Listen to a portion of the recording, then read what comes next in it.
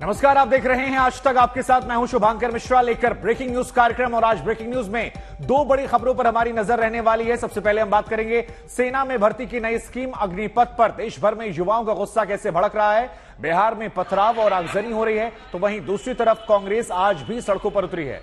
कल दिल्ली में पार्टी मुख्यालय में पुलिस की कार्रवाई के खिलाफ कांग्रेस आज देश भर में राजभवनों का घेराव कर रही है। ये दो तस्वीरें आपकी टीवी स्क्रीन पर। एक तरफ 4 साल की सैन्य सेवा का विरोध हो रहा है, दूसरी तरफ राहुल से सवाल पर बवाल मचा हुआ है। हालांकि दोनों तरफ अगर आप देखेंगे तो आगजनी की तस्वीरें जो है निकल कर आई हैं, विरोध प्रदर्शन की तस्वीरें निकलकर सामने आई हैं। दाईं तरफ जो तस्वीर है वो सेना भर्ती को लेकर है। बड़ा सवाल यहां पर यह कि ठीक है, हो सकता है कि आपको 4 साल की ये सेवा भर्ती जो है ये रास ना आ रही हो, लेकिन जो आप प्रॉपर्टीज को नुकसान पहुंचा रहे हैं, जो आप हिंसा कर रहे हैं, ट्रेनों को आग लगा रहे हैं, ये आपकी अपनी संपत्ति है। और दूसरी तरफ राहुल गांधी से सवाल पर बवाल जो है उसको लेकर यहां पर तस्वीरें हम आपको दिखा रहे हैं। देश भर में आज अलग अलग जगहों पर व्यापक प्रदर्शन की तैयारी में कांग्रेस है, लेकिन सायरन बजा। सायरन बजने का मतलब है बड़ी खबर आई है, और बड़ी खबर जो है वो क्या है हम आपको बता दें। राहुल गांधी से सवाल पर बवाल मचा है। देश भर में कांग्रेस कार्यकर्ताओं का विरोध प्रदर्शन जो है वो तेज हो गया है। बड़ी संख्या में कांग्रेसी निकले हैं। हैदराबाद में कांग्रेस के कार्यकर्ताओं ने टायर जलाए हैं। कल भी दिल्ली के अंदर जब प्रदर्शन हो रहे थे तो ईडी दफ्तर के बाहर टायर जलाने की तस्वीरें सामने आई थी। हालांकि बाद में कांग्रेसी कार्यकर्ता उस बात से मुकर गए थे, लेकिन अब जो तस्वीरें निकलकर सामने आ रही हैं उसमें साफ साफ नजर आ रहा है हैदराबाद में कांग्रेस के कार्यकर्ताओं ने विरोध किया है, दिल्ली पुलिस की कार्रवाई का विरोध किया है। उनका यह कहना है कि दिल्ली पुलिस गैर कानूनी तरीके से उनके दफ्तर के पास पहुंच गई, और इसी बात को आधार बनाकर आज कांग्रेस के कार्यकर्ताओं ने देश भर में विरोध प्रदर्शन निकाला है। हैदराबाद में कांग्रेस कार्यकर्ताओं ने टायर जलाए हैं। तो ब्रेकिंग न्यूज में सबसे पहली खबर, सबसे पहली तस्वीर जो हम आपको दिखा रहे हैं वो ये है, और साथ ही राजभवन का घेराव करेगी। और दो तस्वीरें इस बार फिर हम आपको दिखा रहे हैं। देखिए, एक तरफ राहुल गांधी से सवाल पर बवाल मचा हुआ है, दूसरी तरफ कहा जा रहा है कि राजभवन मार्च निकालेगी कांग्रेस आज। तो दो तस्वीरें इस वक्त आपको नजर आ रही हैं। राहुल गांधी से सवाल पर बवाल जो है वो लगातार हैदराबाद से लेकर दिल्ली तक देखने को मिल रहा है, और दूसरी तरफ राजभवन मार्च भी कांग्रेस के प्लान में शामिल है। तो ये दो तस्वीरें आज हम आपको अहम दिखा रहे हैं ब्रेकिंग न्यूज कार्यक्रम में। इस वक्त जो दो तस्वीरें हैं वो आज की बड़ी खबरों में से एक हैं, और ये बड़ी खबर ये है कि राहुल गांधी से सवाल पर बवाल मचा हुआ है। तस्वीर आप देखिए, चाहे चंडीगढ़ हो, जम्मू हो, हैदराबाद हो, हर जगह पर विरोध प्रदर्शन की तस्वीरें लगातार निकलकर सामने आ रही हैं। चंडीगढ़ में भी बड़ी संख्या में कांग्रेसी निकले, लेकिन सबसे पहले हम आपको उत्तर प्रदेश की राजधानी लखनऊ लेकर चलते हैं, जहां से हमारे संवाददाता संतोष जुड़ रहे हैं। संतोष, राहुल गांधी से सवाल पर बवाल मचा हुआ है। 3 तस्वीरें तो हम दिखा रहे हैं, चंडीगढ़, जम्मू, हैदराबाद। आप जरा बताइए कि उत्तर प्रदेश की राजधानी लखनऊ से क्या तस्वीरें आ रही हैं आज। देखिए, राहुल गांधी के सवाल पर बवाल देश के तमाम हिस्सों में जरूर मचा होगा, लेकिन उत्तर प्रदेश में तस्वीर बहुत उलट है। ये राजभवन के ठीक सामने हम खड़े हैं, और ठीक सामने आपको सन्नाटा पसरा हुआ नजर आएगा। अभी थोड़ी देर पहले भारी संख्या में पुलिस फोर्स जरूर मौजूद थी, लेकिन अब वो भी चली गई है। कुछ कांग्रेस कार्यकर्ता, नसीमुद्दीन सिद्दीकी, प्रमोद तिवारी समेत तमाम जो बड़े नेता थे उनको हाउस अरेस्ट करने की बात आ रही है। कुछ कांग्रेस कार्यकर्ता यहां राजभवन तक पहुंचे भी, गिनकर 3 लोग पहुंचे थे, तो उनको हिरासत में ले लिया गया। कांग्रेस कार्यकर्ता जो पार्टी दफ्तर में है वहां पर भारी संख्या में पुलिस फोर्स है। यानी कि जो राजभवन घेरने की जो ऐलान किया वो उत्तर प्रदेश में कहीं न कहीं कांग्रेस पार्टी फीका नजर आया। यहां पर कांग्रेस के कोई ऐसा प्रतिनिधिमंडल इस गेट तक नहीं पहुंच पाया जिसको कहे कि कांग्रेस पार्टी उत्तर प्रदेश में अपने जो सवाल पर बवाल जो राहुल गांधी पर मचा हुआ है वो यहां पर कुछ अपनी धमक दिखा सके। जी जरा ये बताइए कि यहां पर, चलिए आपने दिखा दिया, अब जम्मू हम आपको लेकर चलते हैं। वहां भी हमारे एक संवाददाता लगातार बने हुए हमारे साथ। जरा दिखाइए जम्मू से क्या तस्वीर आ रही है इस वक्त। जी शुभांकर, मैं आपको बता दूं कि अभी थोड़ी देर पहले यहां पर कांग्रेस पार्टी का उग्र प्रदर्शन हुआ था। ये जम्मू का शहीदी चौक इलाका है और यहीं पर कांग्रेस पार्टी का कार्यालय स्थित है, और कार्यालय से सैकड़ों की संख्या में कांग्रेस पार्टी के कार्यकर्ता निकले और उनकी मंशा थी कि वो राजभवन तक मार्च करके जाएं, लेकिन यहां पर इस पूरी सड़क पर बैरिकेड लगा दिए गए थे, और ये जो आप देख रहे हैं अभी बैरिकेड अब हटा दिए गए हैं। पुलिस की गाड़ियां भी आप देख सकते थे। यहाँ पर जम्मू कश्मीर पुलिस के पुलिसकर्मी, अर्धसैनिक बल भी भारी संख्या में उस समय मौजूद थे, और जैसे ही वो आगे मार्च करने निकले उनको तुरंत डिटेन कर दिया गया। बसेस लाई गई थी, बसों में भर भर कर उनको जो है डिटेन किया गया। और जो कांग्रेस पार्टी का प्लान था कि वो राजभवन को घेराव करेंगे यहाँ पर जम्मू में, उसको जम्मू पुलिस ने विफल कर दिया। फिलहाल जो भी कांग्रेस के कार्यकर्ता हैं, नेता हैं, जिनमें कांग्रेस पार्टी के जो जम्मू कश्मीर के मुखिया हैं जीए मीर, वर्किंग प्रेसिडेंट यानी कि कार्यकारी अध्यक्ष रमन भल्ला और मुख्य प्रवक्ता रविंदर शर्मा, उनको भी यहाँ पर डिटेन किया गया। वो यहाँ पर प्रोटेस्ट को लीड कर रहे थे। ठीक है, सुनील जी भट्टा बने रही हमारे साथ। सुप्रिया भारद्वाज हमारी एक और संवाददाता हमारे साथ जुड़ रही है। सुप्रिया, जरा बताइए, दिल्ली में कहा जा रहा है कि राजभवन मार्ग जो है उस पर मार्च निकलेगा, क्या तस्वीरें दिल्ली से निकल कर आ रही हैं? क्योंकि लखनऊ में सन्नाटा है, जम्मू में प्रदर्शन की तस्वीरें हम दिखा चुके हैं। देखिए शुभांकर, एक और दिल्ली में जहां पर दिल्ली कांग्रेस प्रदर्शन कर रही, वहीं पर दूसरी और कांग्रेस पार्टी ने अब ये जो लड़ाई है सड़क से संसद तक ले गए हैं। कांग्रेस पार्टी के तमाम जो संसद के लोकसभा के वरिष्ठ नेता हैं वो लोग आज पहले सुबह तो ओम बिरला जी से मिले जो कि लोकसभा के स्पीकर, और इस समय मेरे पीछे वाइस प्रेसिडेंट हाउस जो है, जो चेयरपर्सन है राज्यसभा के वेंकैया नायडू जी, उनके घर पर जो है वो अधीर रंजन चौधरी और उनके साथ साथ पार्टी के अन्य जितने भी सांसद है वो लोग पहुंचे। हमारे साथ जो है वो प्रणव झा हैं जो कांग्रेस पार्टी कम्युनिकेशन डिपार्टमेंट के में काम करते हैं। सर, आप कम्युनिकेशन भी देखते हैं, यहाँ पर जितने आपके सांसद पहुंचे वो कह रहे हैं कि हम लोग अपनी बात रखेंगे और प्रिविलेज मोशंस भी मूव करेंगे। थोड़ा बताएंगे कि कांग्रेस पार्टी ने आज दोनों हाउसेज में जाके स्पीकर और चेयरपर्सन से कंप्लेंट किया, उसके बारे में। आप सभी देख रहे हैं कि पिछले 3 दिनों से देश की राजधानी में सरकार ने किस तरह से कानून व्यवस्था को अपने हाथ में लेते हुए धज्जियां उड़ाई हुई हैं। और कानून का उल्लंघन कौन कर रहा है? खुद वो जो कानून के रखवाले हैं। क्यों? क्योंकि इसमें सत्ता आपके हाथ में है। आम लोगों के साथ जो हुआ सो हुआ, आप लोगों ने देखा। सांसदों के साथ जो हो रहा है, ठीक है, अनप्रोवोक्ड। ठीक है सुप्रिया, हम आपके पास आएंगे क्योंकि प्रधानमंत्री का धर्मशाला में इस वक्त रोड शो शुरू हो गया है, लिहाजा हम रुक कर रहे हैं हिमाचल प्रदेश का धर्मशाला का, जहां पर प्रधानमंत्री नरेंद्र मोदी का रोड शो इस वक्त शुरू हो रहा है।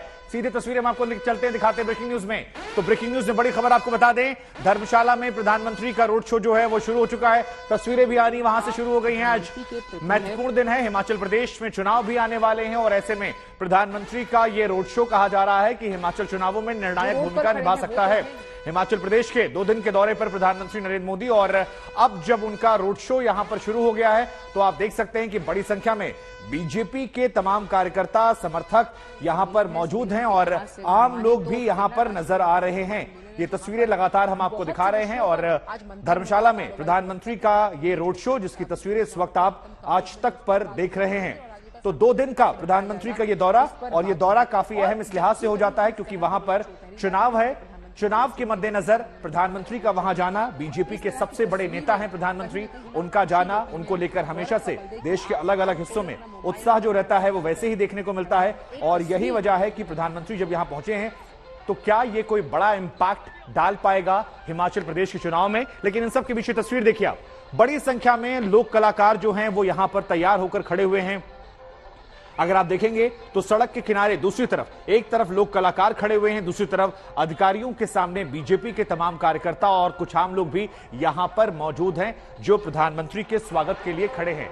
सत्येंद्र चौहान हमारे संवाददाता इस वक्त इस खबर पर हमारे साथ जुड़ रहे हैं। सत्येंद्र, जरा बताइए, तस्वीरें तो हम दिखा रहे हैं, काफी रंगारंग तस्वीरें निकल कर आ रही हैं, कलरफुल तस्वीरें वहां से आ रही हैं, लोग कलाकार जो है परफॉर्म कर रहे हैं, लेकिन प्रधानमंत्री का ये दौरा कितना अहम हो जाता है 2 दिन का, खासतौर पर जब हिमाचल प्रदेश के विधानसभा चुनावों को हम अपने जहन में रखते हैं?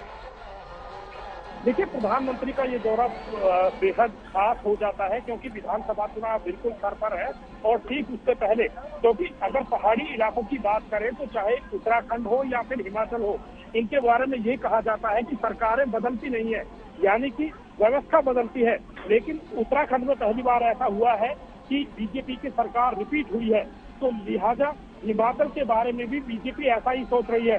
तस्वीरें आप देख सकते हैं, प्रधानमंत्री ने तकरीबन 1 किलोमीटर लंबा रोड शो किया है और ये जल्दी में ही दूसरा प्रधानमंत्री का रोड शो है। इससे पहले शिमला में प्रधानमंत्री ने रोड शो किया था और इस रोड शो में भी हजारों की तादाद में लोग यहाँ पर पहुंचे हुए हैं। और इसके बाद हालांकि प्रधानमंत्री राज्यों के, देश के तमाम राज्यों के जो मुख्य सचिवों का सम्मेलन है जो कि हिमाचल के क्रिकेट स्टेडियम में रखा गया है धर्मशाला के में, उसमें शरीक होंगे और उनको संबोधित करेंगे।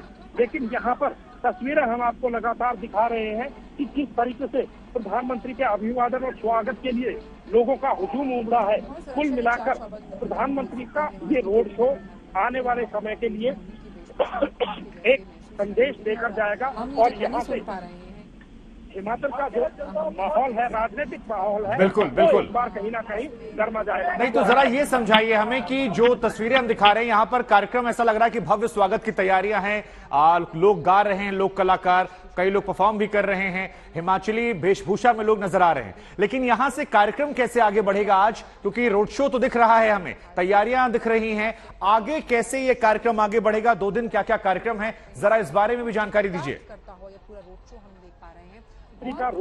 चलिए आप बने रहिए हमारे साथ हमारे संवाददाता मंजीत सहगल इस वक्त लाइव जुड़ रहे हैं धर्मशाला से। आप मंजीत, तस्वीरें जो हम दिखा रहे हैं वो यहां नजर आ रही हैं, रंगारंग कार्यक्रम है, परफॉर्मेंस हो रही है, गाना बजाना, नाचना गाना, प्रधानमंत्री के स्वागत में सब कुछ है। अब जरा बताइए कि यहां से कार्यक्रम आगे कैसे बढ़ेगा, क्योंकि तस्वीरें बड़ी खूबसूरत हैं, और साथ ही राजनीतिक लिहाज से भी समझाइए कितना महत्वपूर्ण हो जाता है ये कार्यक्रम। आप लोगों की जगह पर खुशी देखिए शुभांकर, देखिए इस वक्त लोगों का कितना हुजूम सड़क पर उतरा हुआ है। प्रधानमंत्री का काफिला थोड़ी देर पहले यहां से गुजरा है। प्रधानमंत्री एक खुली जीप में जा रहे हैं, लोगों का अभिवादन स्वीकार कर रहे हैं। हिमाचली ड्रेस उन्होंने पहनी हुई, हिमाचली टोपी से उनको नवाजा गया है और थोड़ी देर पहले यहां से गुजरा उनका काफिला। लोगों ने उन पर पुष्प वर्षा की। प्रधानमंत्री का ये 2 दिवसीय दौरा राजनीतिक रूप से बहुत ज्यादा मायने रखता है। और आपको बता दें कि कुछ ही दिनों में प्रधानमंत्री का ये हिमाचल प्रदेश का दूसरा दौरा है। 2 दिनों तक पहली बार कोई प्रधानमंत्री धर्मशाला में रुक रहा है। इसके बड़े राजनीतिक मायने निकाले जा रहे हैं, क्योंकि अब की बार हिमाचल प्रदेश में विधानसभा चुनाव होने वाले हैं। और सबसे बड़ी बात यह कि आम आदमी पार्टी भी खाता खोलने के लिए आतुर है। हम हिमाचल प्रदेश में आम आदमी पार्टी के नेता, चाहे अरविंद केजरीवाल हों या दूसरे नेता हों, अब तक कई शोज कर चुके हैं, कई कॉन्क्लेव कर चुके हैं। लोगों से जुड़ने का उनका बहुत बड़ा प्रयास है और उसको काउंटर करने के लिए भारतीय जनता पार्टी भी कहीं ना कहीं जोर आजमाइश कर रही है। प्रधानमंत्री का 2 दिनों तक धर्मशाला में रुकना बड़े मायने रखता है। इस दौरान वो न केवल लोगों से मिलेंगे, बल्कि इस दौरान भारतीय जनता पार्टी के कार्यकर्ताओं से, दूसरे नेताओं से भी मंत्रणा करेंगे। चुनाव की तैयारियों की चर्चा होगी। हिमाचल प्रदेश में भारतीय जनता पार्टी के नेता दावा कर रहे हैं कि फिलहाल आम आदमी पार्टी जो मर्जी कर ले, लेकिन वो हिमाचल प्रदेश में अपना खाता मुश्किल से खोल पाएगी। भारतीय जनता पार्टी के नेताओं का दावा है कि अब की बार सरकार रिपीट करेंगे, लेकिन रिपीट करना इतना आसान नहीं। एंटी इनकम्बेंसी भी है, लोगों में थोड़ी बहुत नाराजगी भी है। महंगाई और बेरोजगारी ऐसे 2 बड़े मुद्दे हैं जिनको लेकर राजनीतिक पार्टियां चुनावी मैदान में उतरेंगी। आप इस वक्त धर्मशाला के नजारा देखिए। भारतीय जनता पार्टी के कार्यकर्ता हजारों की संख्या यहाँ पर उमड़ पड़े हैं। प्रधानमंत्री के स्वागत के लिए हाथ देखिए, आप जो बातें बता रहे हैं राजनीतिक लिहाज से वो बिल्कुल सच है, लेकिन कई बार हमने देखा है कि प्रधानमंत्री नरेंद्र मोदी जब जमीन पर उतरते हैं तो चीजें समीकरण बदल देते हैं। क्या बीजेपी ने इसी वजह से उनको यहाँ पर 2 दिन के लिए उतारा है? क्योंकि अब जो तस्वीर हमें नजर आ रही है, लोगों का बड़ा हुजूम हमें नजर आ रहा है सड़कों पर। जहां तक आपके पीछे तस्वीर हमें देख पा रहे हैं, सड़कें पटी पड़ी हैं लोगों से। जी बिल्कुल, भारतीय जनता पार्टी को प्रधानमंत्री को यहाँ 2 दिवसीय दौरे पर बुलाना यही मायने रखता है। यही उसके पीछे की जो राजनीति है, स्ट्रैटेजी है कि किसी ना किसी तरह से भारतीय जनता पार्टी की स्थिति मजबूत की जाए। यहाँ पर भारतीय जो अब कांगड़ा की बात कर लीजिए, आप धर्मशाला की बात कर लीजिए, हमीरपुर की बात कर लीजिए, इसे भारतीय जनता पार्टी का गढ़ कहा जाता है। और यही कारण है कि भारतीय जनता पार्टी अब आम आदमी पार्टी का जो संभावित राजनीतिक खतरा है उसे निपटने के लिए एक रणनीति बना रही है। और इसी रणनीति के तहत प्रधानमंत्री का 2 दिवसीय दौरा धर्मशाला में रखा गया है। लोगों का हुजूम भी ये बता रहा है कि भारतीय जनता पार्टी इसी कोशिश में है कि किसी तरह कांग्रेस को और आम आदमी पार्टी को रोका जाए और हिमाचल प्रदेश में जो सरकार है उसको रिपीट किया जाए। और जो राजनीतिक मायने हैं प्रधानमंत्री के दौरे के, वो यही है कि भारतीय जनता पार्टी कहीं ना कहीं आम आदमी पार्टी और भारतीय जनता पार्टी और प्रधानमंत्री और उसके नेता जो कांग्रेस और आम आदमी पार्टी को रोकना चाहते हैं, उसको काउंटर करना चाहते हैं। इसी नजरिए से प्रधानमंत्री के 2 दौरे हालिया हमें देखने को मिले। ये बड़ा दौरा है, 2 दिनों का दौरा है। हालांकि वो इस दौरान अखिल भारतीय चीफ सेक्रेटरीज की कॉन्फ्रेंस को संबोधित करेंगे, लेकिन साथ में साथ एक रोड शो रखा गया। रोड शो के बड़े राजनीतिक मायने हैं। भारतीय जनता पार्टी कहीं ना कहीं अपने आप को असर्ट करने की कोशिश में है, क्योंकि हिमाचल प्रदेश में चुनाव होने हैं और इन्हीं चुनावों के मद्देनजर अब जो आम मतदाता हैं उनमें पैठ बनाने की कोशिश की जा रही है कि मतदाताओं से संपर्क साधा जाए। आखिर 4 साल से ज्यादा का समय हो गया है। हिमाचल प्रदेश में एंटी इनकम्बेंसी भी है, बेरोजगारी और जो महंगाई है उसको लेकर लोगों में थोड़ी नाराजगी भी है। और कुछ ही दिनों में हमने देखा कि किसी तरह से केंद्र सरकार ने, हिमाचल प्रदेश सरकार ने भी ताबड़तोड़ जो विकासात्मक कार्य हैं और योजना है हिमाचल प्रदेश में उनकी घोषणाएं की है। और पूरी नजर भारतीय जनता पार्टी के हिमाचल प्रदेश के चुनाव पर है और इसी के मद्देनजर 2 दिवसीय दौरा हिमाचल प्रदेश में मुख्यमंत्री का रखा गया है। हिमाचल प्रदेश के इतिहास में पहली बार कांगड़ा में खासकर कोई प्रधानमंत्री 2 दिनों के लिए रुकेगा। इसके बड़े राजनीतिक मायने निकाले जा रहे हैं। भारतीय जनता पार्टी ये तोड़ निकाल रही है आम आदमी पार्टी का, जो पिछले काफी दिनों से हिमाचल प्रदेश में खासकर हमीरपुर, कांगड़ा, क्योंकि हिमाचल प्रदेश का सबसे बड़ा जिला है, यहाँ पर नजरें रखे हुए है। कई कॉन्फ्रेंसेस की गई हैं, कई रैलियां यहाँ पर की गई है। खुद आम आदमी पार्टी सुप्रीमो अरविंद केजरीवाल भी हिमाचल आए हैं। तो कुल मिलाकर भारतीय जनता पार्टी की कोशिश है कि आम आदमी पार्टी को काउंटर किया जाए। मंजीत, आप नजर बनाए रखिए, हम आपके पास आगे भी आएंगे। आपने तमाम महत्वपूर्ण तस्वीरें दिखाई, हम आपके पास आगे आएंगे। कुल मिलाकर मंजीत समझा रहे थे कि आम आदमी पार्टी से वहां मुकाबला है। हालांकि नरेंद्र मोदी के नाम का उनके पास वो एक राजनीतिक जादूगर है जो अक्सर परिस्थितियों के विपरीत राजनीतिक समीकरणों को बदल देता है और बीजेपी उसे यहां पर भुनाना चाहती है। अग्निपथ योजना में सवाल यह है कि 4 साल बाद युवा क्या करेंगे, उन्हें नौकरी मिलेगी तो कहां मिलेगी। इस पर सरकार भरोसा दे रही है कि 4 साल सेना में काम करने वालों को दूसरी नौकरियों में प्राथमिकता दी जाएगी। जिन्होंने अपने तनमन को तपाया है देश की सेवा के लिए, देश की रक्षा, एक नौकरी और परिवार की सुरक्षा के लिए, उनका सवाल है कि सेना में अग्निवीर बनने के 4 साल बाद क्या होगा। 21-22 में वापस आ जाएंगे तो आगे आके करेंगे क्या, और इसलिए यह ठीक है, पर वह यह एवरेज होने वाले बंदों के लिए ठीक है, उनके लिए यह सिस्टम लागू किया जाए। और जो बंदे 17.5-18 के हैं उनके लिए जो पहले वाला सिस्टम है वही होना चाहिए। सरकार कहती है 4 साल के दौरान अग्निवीरों के अंशदान में सरकार ही पैसा जोड़ कर देगी, जिससे 4 साल बाद उन्हें एक मुश्त सेवा निधि पैकेज के तौर पर 11,71,000 रुपए मिलेंगे। इसके अलावा अग्निवीरों को केंद्र और दूसरे सरकारी विभागों में सेवा के लिए आगे प्राथमिकता दी जाएगी। अग्निवीर से जो एग्जिट लेंगे 4 साल के बाद, तो इन राज्यों में अथवा मंत्रालयों में, जो चाहे पब्लिक सेक्टर अंडरटेकिंग्स होंगी, इंडस्ट्रीज होंगी, बहुत सारे ऐसे कारपोरेशंस होंगे, तो जॉब अपॉर्चुनिटीज जो हैं उनमें इनको प्रायोरिटी देंगे। इसी आधार पर हरियाणा के मुख्यमंत्री मनोहर लाल खट्टर ने अग्निवीरों को सरकारी नौकरी में प्राथमिकता देने का भी ऐलान कर दिया। ट्रेनिंग के बाद अगर लोग स्थायी नौकरी वहां प्राप्त करना चाहते हैं तो वॉलंटरी तौर पर अप्लाई करेंगे। 25% युवकों को स्थायी सेना की नौकरी मिलेगी, 75% लोग उसमें से वापस आकर के समाज के कामों में लगेंगे, सरकारी नौकरी में लगेंगे अथवा अन्य काम करेंगे। मैं हरियाणा सरकार की ओर से ये विश्वास दिलाता हूं कि जो 75% ऐसे वीर सैनिक अगर वापस आने के पर सरकारी नौकरी चाहते होंगे तो उनको वरीयता दी जाएगी, या अन्य काम करने के लिए भी उनके लिए वरीयता की योजनाएं बनाई जाएंगी। एक भरोसे पर आशंका तो दूसरा भरोसा, लेकिन सरकारी भरोसों पर भरोसा युवा करें कैसे। ये हरियाणा के ही तो नौजवान हैं जो सरकारी नौकरी के लिए दर दर भटकते हैं। सवाल ये कि जो हरियाणा देश में 24% बेरोजगारी दर के साथ रोजगार न दे पाने के पैमाने पर सबसे ऊपर खड़ा है, वो अग्निवीरों को 4 साल बाद कैसे सरकारी नौकरी देने की प्राथमिकता पूरी कर पाएगा। घर वाले इस आशा से हमें भेज रहे हैं हॉस्टल में कि बच्चा नौकरी लग के तो 4 साल के बाद में घर पे भेज देंगे तो बेरोजगारी आ जाएगी। तो घर वालों ने अभी तक जितने 4-5 लाख रुपए तो हॉस्टल में लगवा दिए हैं, और साल भर हम यहाँ पर खाना खाते हैं उसके रुपए भी देते हैं, और ये 4 साल बाद में सरकार हमें वापस घर भेज देगी तो फिर से बेरोजगारी आ जाएगी। अग्निवीर के तौर पर 4 साल वाली इस सेना भर्ती की स्कीम में युवाओं को सुरक्षित भविष्य का भरोसा देने के लिए गृह मंत्रालय भी आगे आया। गृह मंत्रालय ने कहा कि अग्निपथ योजना में 4 साल के बाद अग्निवीरों को अर्धसैनिक बलों और असम राइफल्स में भर्ती में प्राथमिकता दी जाएगी। लेकिन ऐसे भरोसों के बावजूद युवाओं के मन में आशंकाओं के बादल कैसे कम होंगे, वजह बताने वाली ये रिपोर्ट आपको फिर से याद करना जरूरी है। ये हमने मंगलवार को आपको दस्तक शो में ही दिखाई। बताया था कैसे देश की रक्षा वाली वर्दी या अपने लिए अर्थी की मांग करना इन युवाओं के लिए मजबूरी बना। वजह यह है कि इन युवाओं ने साल 2018 में अर्धसैनिक बलों में नौकरी के लिए आयोजित परीक्षा दी थी। जनवरी 2021 में नतीजे भी घोषित हुए, लेकिन इन्हें नियुक्ति नहीं मिली। दावा है मेरिट के आधार पर तब 55,000 पद भरे गए, लेकिन 5,000 पद खाली छोड़ दिए गए। उन्हीं खाली छोड़े गए 5,000 पदों के लिए नौजवान 1000 किलोमीटर का पैदल मार्च कर रहे हैं। 21 मई को केंद्रीय गृह राज्य मंत्री नित्यानंद राय ने संसद में बताया था कि अर्धसैनिक बलों में 1,11,093 पद खाली हैं।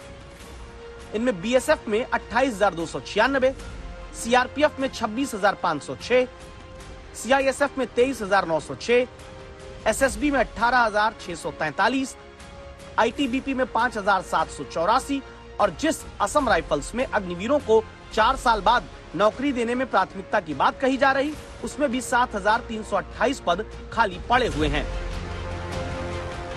इसीलिए जरूरी है कि सरकार इन आशंकाओं को भी दूर करे, जहां खाली पदों को अब तक भरने वाली सुस्ती सिस्टम में चली आ रही है, ताकि देश के युवा अग्निवीर बनने के 4 साल बाद सरकारी नौकरी के लिए प्राथमिकता दिए जाने की बात पर पूरा भरोसा कर सकें। आज तक ब्यूरो।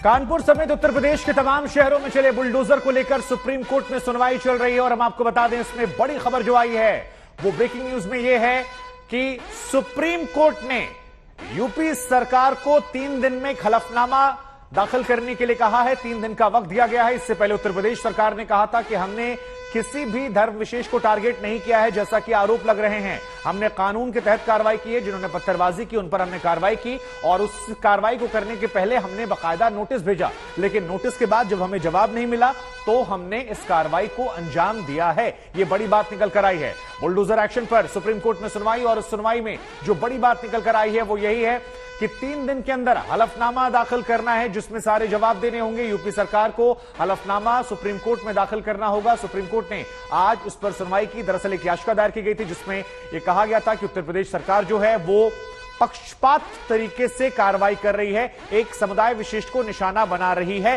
कार्रवाई करते वक्त। लेकिन उत्तर प्रदेश सरकार के वकील ने जब कोर्ट में अपना पक्ष रखा तो कहा कि देखिए, हमने कोई भी कार्रवाई ना अवैध की है, ना किसी को टारगेट करके की है। हमने जिन्होंने पत्थरबाजी की, जिन्होंने अवैध रूप से निर्माण करवाया था, उसके खिलाफ कार्रवाई की, वो भी बाकायदा नोटिस भेजने के बाद। संजय शर्मा हमारे संवाददाता हमारे साथ जुड़ रहे हैं। संजय, बताया जा रहा है कि सुप्रीम कोर्ट ने यूपी सरकार से हलफनामा मांगा है, 3 दिन के अंदर दाखिल करना है। जरा बताइए कि क्या पक्ष रखा गया यूपी सरकार के वकील के हवाले से सुप्रीम कोर्ट में जब यह सुनवाई चल रही थी? यूपी सरकार की तरफ से जो दलील दी गई है, दलील में साफ साफ ये कहा गया कि ये जो कहा जा रहा है कि बिना नोटिस के ध्वस्तीकरण की कार्रवाई हुई है, ये बिल्कुल गलत है, क्योंकि इसका कोई मतलब नहीं है। कोर्ट को ये बताया कि अगर प्रयागराज की बात करें तो इसमें सबसे पहले 10 मई को नोटिस जारी किया गया था, फिर 25 मई को इनको ये बताया कि आपने नोटिस का जवाब नहीं दिया तो क्यों नहीं इसे ध्वस्त कर दिया जाए। उस पर भी जब कोई जवाब नहीं आया तो उसके बाद फिर ध्वस्तीकरण की कार्रवाई। और ये कहा जाना कि एक खास वर्ग को टारगेट किया जा रहा है, प्रक्रिया बहुत पहले से चल रही है और दंगे फसादात और पत्थरबाजियां अभी शुरू हुई हैं, लिहाजा दोनों घटनाओं को एक साथ जोड़ने का कोई मतलब नहीं है। कोर्ट ने ये कहा कि सिर्फ ये सुनिश्चित करना चाहिए, सरकार को सबकी सुरक्षा सुनिश्चित करनी चाहिए और ये सुनिश्चित करना जरूरी है कि जो भी कार्रवाई हो वो प्रक्रियागत हो, प्रक्रिया का पूरी तरह से पालन बिल्कुल किया बिल्कुल जाए। कई बड़ी बात संजय आप बता रहे, लेकिन एक बड़ी बात यहां ये भी निकलकर शायद आई है, आप बेहतर बता सकते हैं। कहा जा रहा है कि सुप्रीम कोर्ट ने यह भी कहा है कि हलफनामा दाखिल करने तक कोई कार्रवाई नहीं की जाएगी। बिल्कुल, कोर्ट ने साफ कहा है कि जब तक ये मामला यहाँ पर अगले हफ्ते इसकी सुनवाई सुनिश्चित की है, 3 दिन में इन्हें कहा गया है कि अपनी बातें, अपना हलफनामा सारी पूरे विस्तार के साथ, सारी घटनाओं के साथ हलफनामा दाखिल करें और ये कहा है कि तब तक किसी भी तरह की ऐसी अनहोनी या अप्रिय कार्रवाई नहीं होनी चाहिए। तो ये साफ कहा है, यानी अभी फिलहाल अगले हफ्ते तक तो बुलडोजर नहीं चलेगा। ये बड़ी जानकारी है। क्या क्या आरोप थे, पूरा विवाद कैसे सुप्रीम कोर्ट पहुंचा, एक बार दर्शकों को जरा आप ये भी समझा दीजिए संजय। पूरा विवाद जिस समय पिछले शुक्रवार की बात है, जब ये घटनाएं हुई और उसके बाद फिर इन घटनाओं के बाद जगह जगह हिंसक प्रदर्शन हुए और कई जगह लाठियां चलानी पड़ी। इसके साथ ही अगले दिन से ध्वस्तीकरण की कार्रवाई शुरू हो गई, जिसमें ये कहा है कि ध्वस्तीकरण की कार्रवाई शुरू हुई, जिसमें ये कहा गया, जमीन पर हिंद सुप्रीम कोर्ट पहुंची और उन्होंने कहा कि एक विशेष वर्ग को टारगेट किया जा रहा है, जिसमें बिना नोटिस के ध्वस्तीकरण की कार्रवाई हो रही है। सरकार भला निकाल रही है, इसका प्रतिशोध ले रही है। तो नहीं, तो जो ये प्रतिशोध वाली बात आप कर रहे हैं, तो क्या हम ये मान लें कि अब ये कार्रवाई नहीं होगी, जैसा कि बार बार कई सारे विधायकों और नेताओं ने पोस्ट भी किया था कि रिटर्न गिफ्ट दिया गया बलवाइयों को, दंगाइयों को, तो अब ये बुलडोजर के पहिए थमे हैं तब तक, अगली सुनवाई तक सुनवाई हो तब तक इस मामले में कुछ नहीं किया जाए। जी, तो क्या इसे किस तरह प्रकार से देखा जाए, क्योंकि जो हिंसा हुई थी उसके बाद ये कहा जा रहा था कि ये रिटर्न गिफ्ट है, कुछ विधायकों ने बाकायदा बीजेपी के ट्वीट करते हुए डाल दिया था। अब बुलडोजर के पहिए को रोक देना, कैसे देख रहे हैं इस खबर को, इसका व्यापक असर क्या है? कोर्ट में सुनवाई के दौरान भी ये कहा गया कि उच्च संवैधानिक पदों पर बैठे लोग जिस तरह के बयान दे रहे हैं वो बयान कतई उचित नहीं है, और ये उन बयानों से ये समझना बिल्कुल कि सरकार किस मंशा से कार्रवाई कर रही है। तो ये इशारा उनकी ओर ही था, जो विधायक बयान दे रहे हैं कि ये रिटर्न गिफ्ट था। तो लगातार ये सारी चीजें जिस तरह से चल रही हैं उसे देखते हुए यही लगता है कि इशारों में कोर्ट में बहुत सारी कही गई, और उससे अब ये साफ लग रहा है कि चले इस बीच एक बार बड़ी खबर बता दें, सुप्रीम कोर्ट ने कहा जो कोई कार्रवाई होती है वो कानून के दायरे में हो। हम ये नहीं कह रहे हैं कि कोई कार्रवाई ना हो, लेकिन जो भी कार्रवाई यहां पर की जाएगी वो कानून के दायरे में की जाएगी। ये बड़ी बात सुप्रीम कोर्ट ने कही है। हम ये नहीं कह रहे हैं कि हर कार्रवाई जो है उसे रोक दिया जाए। सुप्रीम कोर्ट के हवाले से ये बड़ी बात कही गई है कि सारी कार्रवाई को हम रोकने की बात नहीं कह रहे हैं, लेकिन हम ये भी कह रहे हैं कि जो कार्रवाई की जाएगी वो कानून के दायरे में की जाएगी। और ये जो विवाद पूरा है, जहां पर ये चल रहा था वहां पर अभी अगली सुनवाई तक की बात है। अब संजय, एक बार जरा कंफ्यूजन ना हो उस स्थिति के लिए एक बार क्लैरिटी दे दीजिए कि सुप्रीम कोर्ट ने जिन कार्रवाई को रोकने के लिए कहा है वो कौन कौन सी हैं, क्योंकि सुप्रीम कोर्ट से यह भी कहा गया कि हम सभी कार्रवाई को रोकने के लिए नहीं कह रहे हैं। संजय,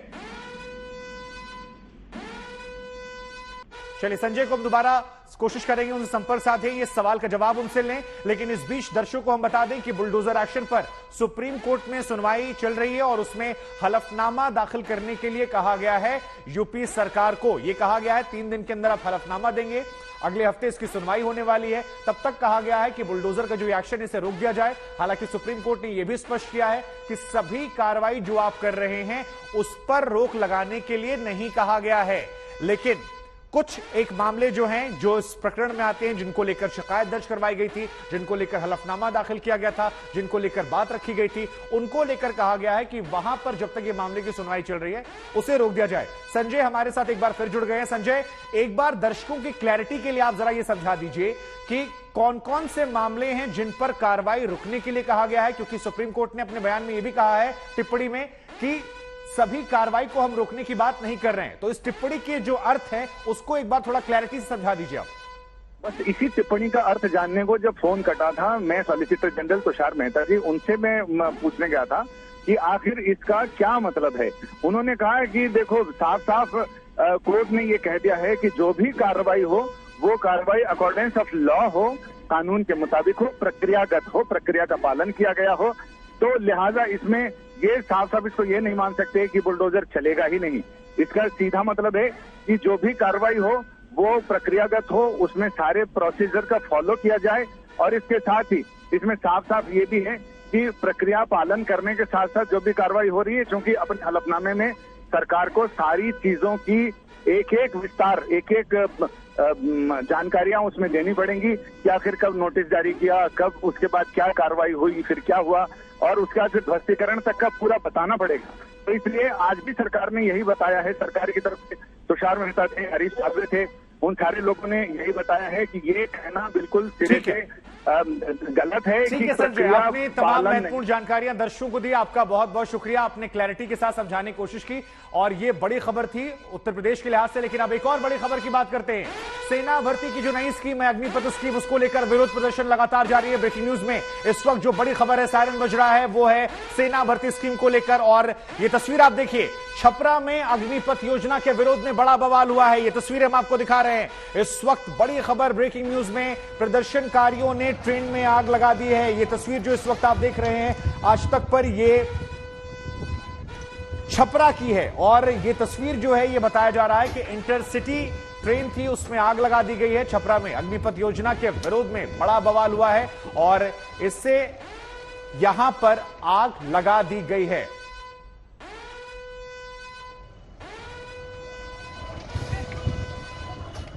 तो दो तस्वीरें इस वक्त हम आपको दिखा रहे हैं। एक तरफ कैमूर में भी आग लगा दी गई है, छपरा में ट्रेन में आग लगाई गई है, कैमूर में ट्रेन में आग लगा दी गई है। तो दो अलग अलग जगह जहां पर ट्रेन में आग लगा दी गई है, सरकारी संपत्तियों को नुकसान पहुंचाया गया है। इसके अलावा देखिए तस्वीरें, धू धू करके यहां पर ट्रेन जो है वो जलती हुई नजर आ रही है। चाहे आप कैमूर की बात करेंगे तो यहां पर भी ट्रेन में आग लगाई गई है, और अगर आप छपरा की बात करेंगे तो यहां पर भी ट्रेन में आग लगा दी गई है। बड़ी संख्या में यहां पर जो भर्ती परीक्षार्थी थे वो पहुंचे थे, हाथों में बैनर पोस्टर थे, आग के हवाले कर दिया। इधर देखिए, ये तीसरी तस्वीर भी हम आपको दिखा रहे हैं।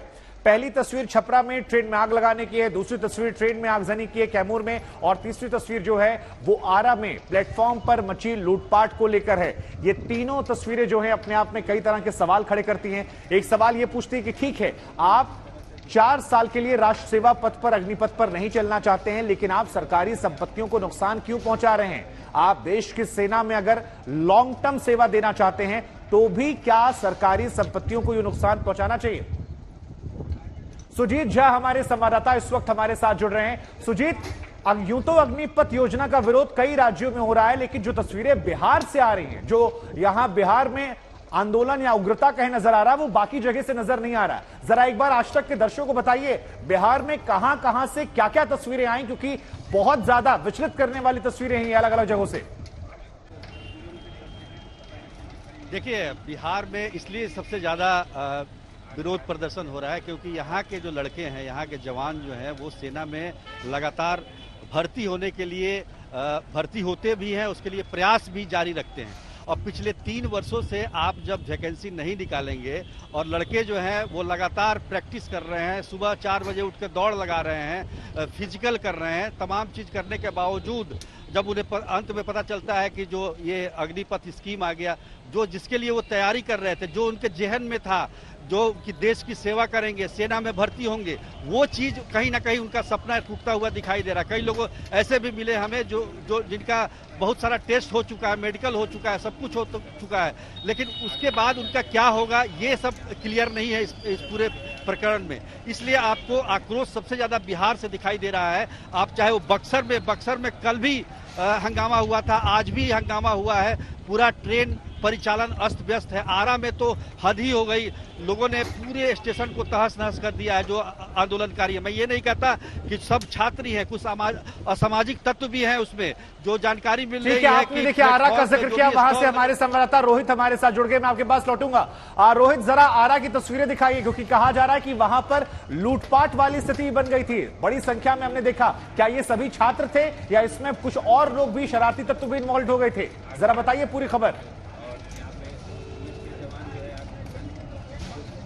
शुभंकर, इस वक्त हम आरा पहुंच चुके हैं। 2-3 मिनट के अंदर हम आपको तस्वीर भी दिखाएंगे रेलवे स्टेशन की, लेकिन जो हालात हैं वो यहाँ पर बेहद तनावपूर्ण बने हुए हैं, क्योंकि सुबह से ही, यानी कल पहला दिन था और आज दूसरे दिन लगातार हमने देखा किस तरीके से आरा जो है एक एपिसेंटर बनकर सामने आया है। पूरा उग्र प्रदर्शन जो युवाओं का देखने को मिल रहा है ये अग्निपथ पॉलिसी को लेकर, और आज सुबह से ही आरा रेलवे स्टेशन पर धावा बोल दिया था आक्रोशित युवाओं ने, और लगातार ट्रेन के पटरियों पर बैठे थे, नारेबाजी कर रहे थे, कई मोटरसाइकिल्स को आग के हवाले कर दिया। रेलवे स्टेशन को कह सकते हैं एक तरीके से पूरा का पूरा तहस नहस कर दिया है। कई दुकानों को जो है तोड़ फोड़ किया है, और उसमें जो है सामान जो है वो लूट लिया है और प्रशासन बिल्कुल असफल एक तरीके से कहें तो मैं नजर आ रहा था इन उग्र छात्रों को संभालने में, रोकने में, क्योंकि तकरीबन हजारों की संख्या में ये छात्र जो थे वो सुबह से ही आरा रेलवे स्टेशन पर पहुंच चुके थे और धावा बोल दिया था और पत्थरबाजी लगातार उन लोगों ने की है। प्रशासन पर जो भी उन्हें रोकने की कोशिश कर रहा था उनके ऊपर पत्थरबाजी भी की जा रही थी। और साथ ही आरा के साथ साथ भोजपुर की बात करें, मुजफ्फरपुर, नवादा, मुंगेर, सहरसा, इन सभी जिलों में, वैशाली, इन सभी जिलों में आज हिंसक प्रदर्शन सुबह से देखने को मिली है और जगह जगह पर ट्रेन परिचालन को जो है वो सब बाधित किया गया है। कई जगह जो है ट्रेन घंटों लगातार वो तस्वीरें हम दिखा रहे हैं क्योंकि अब आप गाड़ी से ट्रेवल कर रहे हैं ऐसा हमें नजर आ रहा है। तो जरा ये बताइए कि जो तस्वीरें आप देख पा रहे हो कि आप ट्रेवल कर रहे हैं, आरा की सड़कों पर इस वक्त माहौल कैसा है? और अगर कैमरा पर्सन से रिक्वेस्ट हो सके तो एक बार जरा वो तस्वीरें भी दिखाते चलिए हमें सड़क पर जो आप ट्रेवल करते गाड़ी से जा रहे हैं कि क्या माहौल है, क्या वहां पर सन्नाटा है, भीड़ है, स्थिति क्या है? क्योंकि दर्शक देखना समझना चाहता है वहां स्थिति क्या है।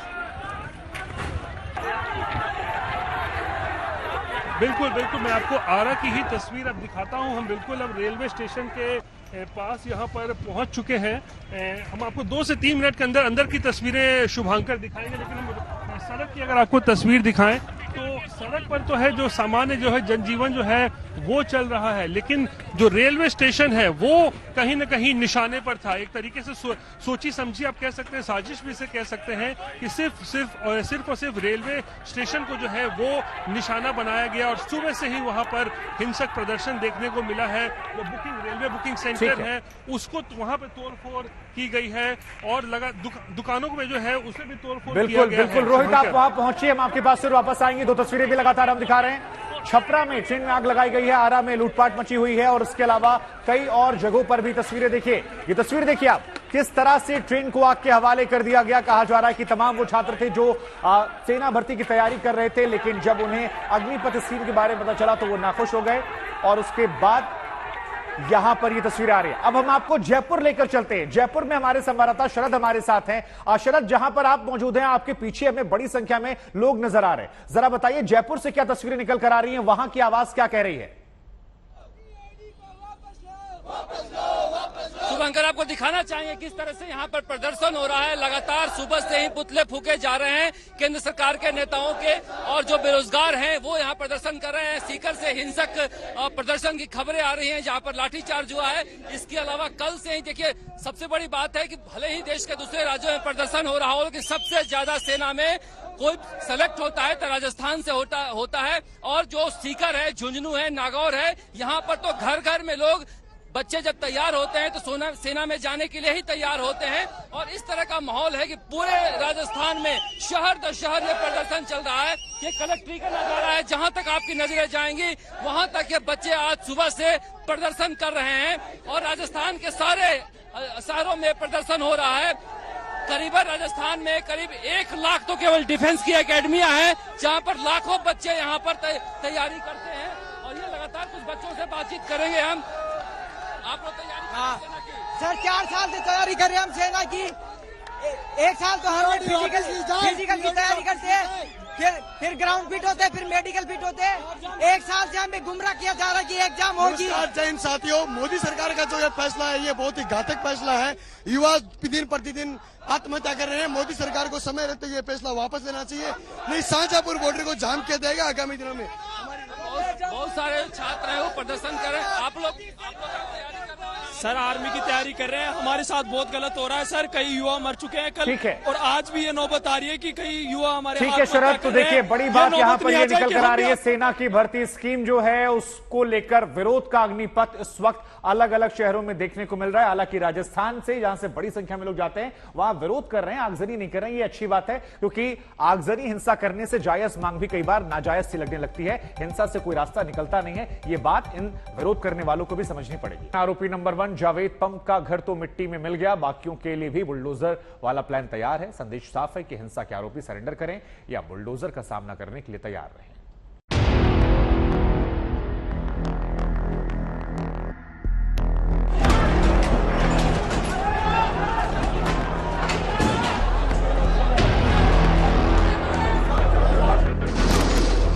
17 जून को जुमे पर कुछ ऐसा वैसा न हो जाए, इसके लिए यूपी पुलिस ने एड़ी चोटी का जोर लगा दिया है। कानपुर और प्रयागराज में खास तैयारी हो रही है। साजिश के ईंट पत्थरों की पहले से सफाई हो रही है। नगर निगम ने ईंटों को हटाने के लिए बाकायदा बुलडोजर उतार दिया है।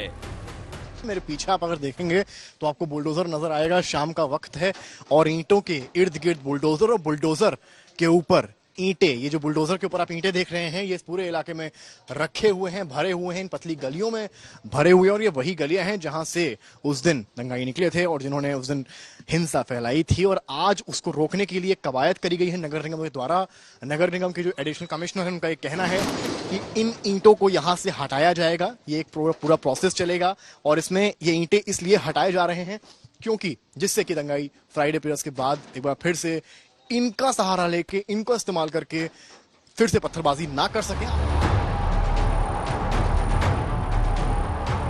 प्रयागराज में पुलिस की पहरेदारी देखकर ये एहसास हो जाता है कि कल यानी जुमे पर सुरक्षा को लेकर पुलिस कितनी संजीदा है। आलाधिकारी खुद मोर्चे पर हैं, खुद गश्त लगा रहे हैं, मौके का मुआयना कर रहे हैं और ये पैगाम देने की कोशिश कर रहे हैं कि जुमे पर सुरक्षा का खास ख्याल रखा जा रहा है। प्रयागराज और अटाला, मेरे पीछे डीएम और एसएसपी की पूरी टीम आप देख सकते हैं। उन इलाकों में ये लोग जा रहे हैं जहां सेंसिटिव एरियाज हैं और लगातार बातचीत कर रहे हैं लोगों से। और इनका कहना यही है कि जो चीजें हैं उसको लेकर सही रहेंगे। प्रयागराज की पुलिस ने बाकायदा अपील जारी की है। सोशल मीडिया पर भड़काने वाले मैसेज से लोगों को दूर रहने को कहा है। एक तरफ उपद्रवियों से सख्ती से निपटने का इरादा दिखा रही है तो दूसरी तरफ किसी भी किस्म की ज्यादती न होने की गारंटी भी दी जा रही है। मुकदमा दर्ज है, 70 नामजद हैं, कुछ अज्ञात हैं। उन्हीं की गिरफ्तारी हो रही है या की जाएगी जो वास्तव में शामिल हैं और जो हार्ड क्रिमिनल्स हैं। ऐसे लोग जो जिनको उकसाया गया नाबालिग हैं, उन पे हम विचार करेंगे। अगर वो खराब प्रवृत्ति के नहीं होंगे तो उन पे ध्यान दिया जाएगा, विचार किया जाएगा, निर्णय लिया जाएगा।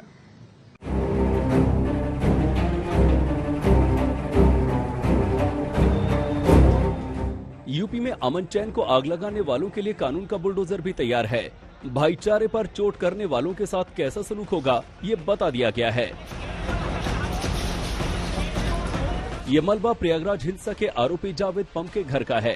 रविवार 12 बजे तक यहाँ एक आलीशान घर खड़ा था जो मटियामेट होकर अब मलबे में तब्दील हो गया है।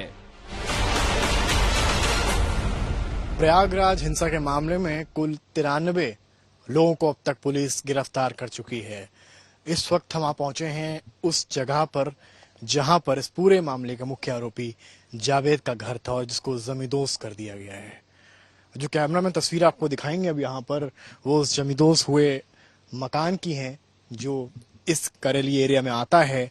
और आप देखेंगे मेरे इर्द गिर्द पूरा घर किस तरह से यहाँ पर तबाह किया गया है। 5 घंटे की कुल कार्रवाई हुई जिसमें पूरे घर को तबाह किया गया। पीछे की तरफ भी अगर आप देखेंगे तो यहाँ जहाँ मैं इस वक्त मौजूद हूँ, यहाँ पूरा एरिया जो है ये भी पूरा जमींदोज कर दिया गया है।